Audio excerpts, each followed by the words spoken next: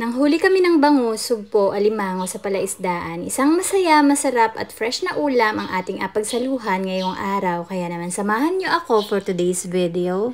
May bago tayong spot kaya naman hindi lang ako kundi pati ang mga kasama ko ang excited sa aming apuntahan ngayon. Sobrang saya nga namin kasi sa wakas ay natuloy din kaya nagsisigawan pa nga kami dyan. Madaming isda na nahuli si tatay na pinakita sa amin at mamaya daw ay alutuin namin ang iba. Simula bayan papunta dito ay 5 minutes lang naman, ganun kalapit pero ngayon lang kami nakarating din. Pagdating ko nga ay saktong nagpapakain sila ng bangus kaya nakigaya na rin ako. At lahat ng natatanaw nyo na yan ay palaisdaan nila. Balik katrabaho nga pala to ng pinsan ko at niyaya niya kami na makapasyal dito sa lugar nila. High tide ngayon kaya yung balak sana namin na manguha ng lukan hindi na natuloy. Pero mamaya bangus naman ang aming makukuha. May ilang piraso din akong nahuli na sugpo at medyo malayo pala ang taga-video ko kaya hindi gaanong makita. Hindi rin halata na matagal na talaga ang inilaan ko na oras para makahuli ng sugpo na ari. At sunod naman pinakuha nila sa akin aring mga nahuli nilang alimango. Tinuruan pa nga ako ni tatay dyan paano magbukas. Kaso sa nakita ko sobrang tapang pala ng alimangong to kaya sabi ko si tatay na lamang ang magbukas. Humuli na nga pala sila dyan ng 4 na pirasong bangus para maihaw at 10:30 na din kasi ito ng umaga para saktong pananghalian daw namin mamaya. At habang nagaihaw nga sila namitas naman ako ng sampalok kasi agaw pansin din talaga sa amin sa dami ng bunga. Saglit nga rin lang ako nang akyat dyan pero ang dami ko na agad na nakuha.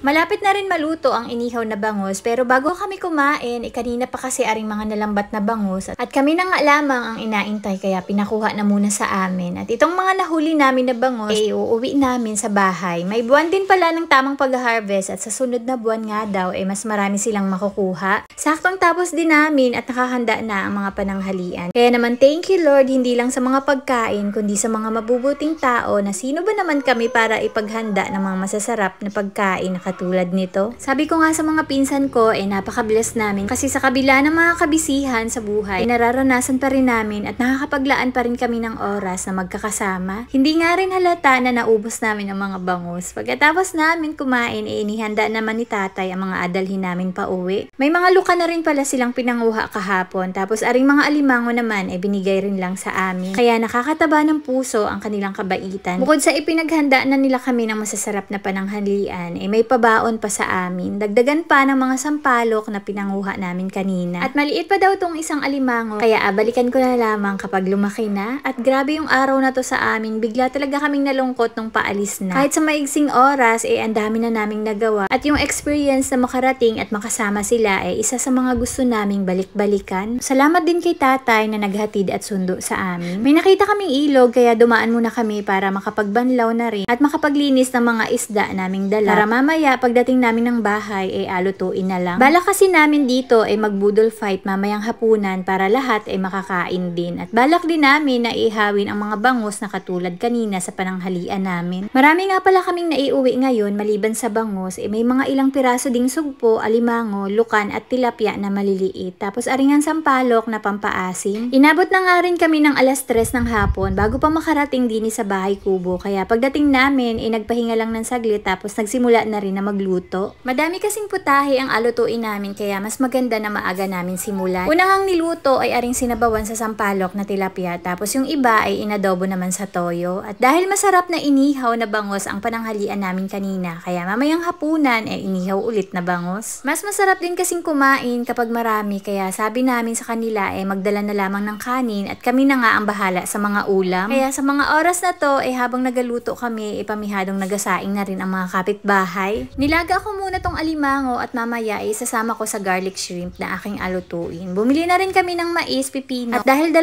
pirasong mais lang to kaya hiniwa ko lang ng maliliit para dumami-dami namang tingnan. At pagkatapos naman maihaw ang bangus ari namang mga talong ang isinunod. Nagdala na rin si Cas ng pakwan at sabi nga niya atabunan daw muna niya at maaga pa. Marami na kaming naluto pero marami pa rin ang hindi naluluto. At mukhang may fiestahan na naman nga na magaganap mamaya. At kapag talaga hindi pinaplano talagang nagaganap ang mga hindi inaasahan. Makakatikim na nga ulit ng garlic shrimp na aking paborito at hindi lang shrimp kundi may alimango pa. Dream come true ko talaga to, sa inyo ba? Halos mangyak-ngyak na nga ako sa pagluluto kasi sobrang usok naman talaga ng panggatong ko na kahoy. At parang nag-star-star na nga dyan yung tingin ko nung nailagay ko na ang mais. Sino ba naman ang hindi matatakam? Sunod ko namang niluto ay aring lukan at request nga ni Cass dyan ay luyahan. At gusto niya nga daw talagang humigop ng sabaw. Alas 5 na to ng hapon at nagumpisa na kaming mag-ayos ng lamesa at nagdadatingan na nga rin ang mga kanin na baon nila. Sabi nila maaga pa para kumain ng hapunan pero dahil maaga kaming natapos sa pagluluto at nakahanda na rin ang pagkain kaya simula na habang maaga pa. Kain tayo! Hindi naman halata na hindi pa sila gutom kahit na maaga pa. Sabi nga namin ni Cass, damihan na ng kain at bukas wala na tayong akainin at nagsabay-sabay na naman nga ang ulam ngayon. And yun lang for today's video. Salamat sa panonood!